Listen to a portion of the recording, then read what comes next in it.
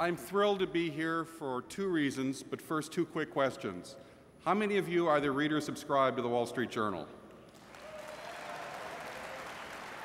Second, how many of you watch Fox News?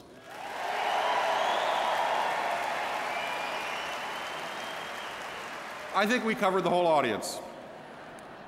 Thank you for helping to pay my salary. First of all, I am thrilled to be here because I get to meet you in person. You are the voice of the new politics.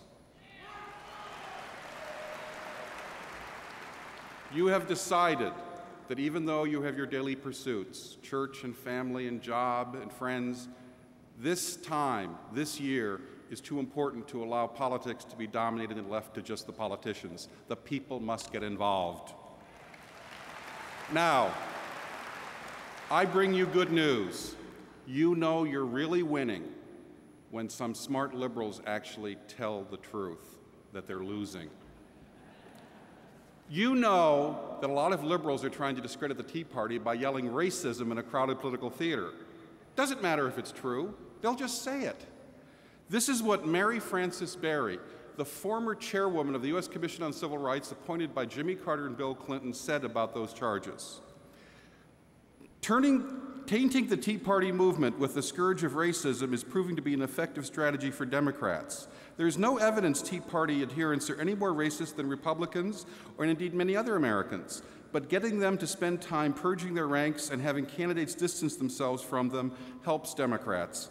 Having one's opponent rebut charges of racism is far better than discussing joblessness. It's all a dodge.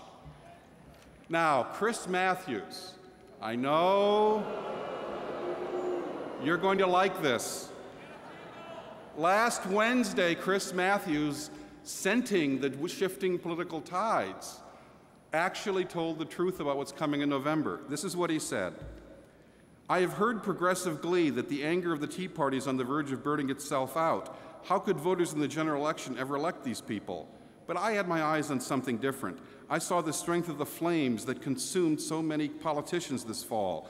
I have waited all of my adult life for an election in which voters have the fire to reach up and burn those who've been running the show for decades. I just didn't know it would come from the right and the center.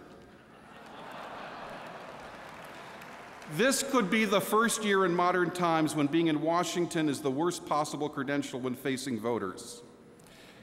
We could have an election night spectacle of name-brand politicians standing before their supporters saying, "My career is kaput." Why is this happening? Because this economic system is failing to produce the security and opportunity people have come to expect in this country. The middle class are scared. When people are scared, they get angry, they sense a rot at the top, and they're ready to chop it off.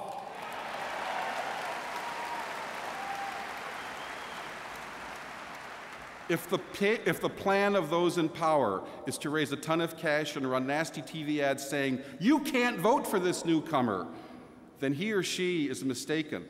I think the voter will say, "Are you telling me I have no choice but to vote for you? Are you saying that I, this little voter out there, dare not take a chance on someone new who has not yet let me down as you have?" If that is what you're telling me, I have no choice, well, Mr. Big Stuff. You just have to wait and stay up late election night and see what I have done to you, unquote. That is what the smart liberals are saying. Here's what I'll say to you. Twice before we have been here, we stand on the shoulders of giants.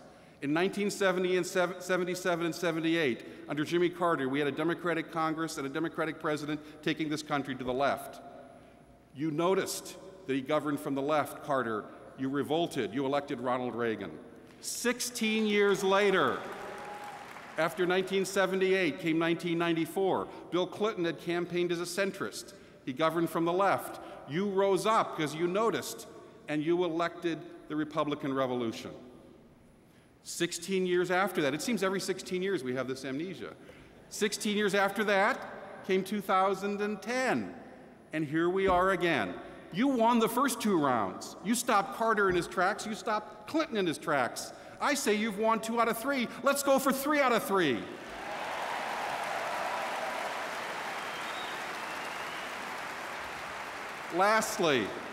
We have about just over 40 days before the election. I have 2 words for you. They are on the verge of breaking and running. They are so panicked. A Democratic congressman told a friend of mine, people are taking polls now that have never taken polls in their life because they're scared of losing.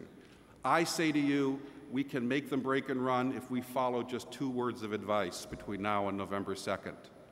Ramming speed. Thank you.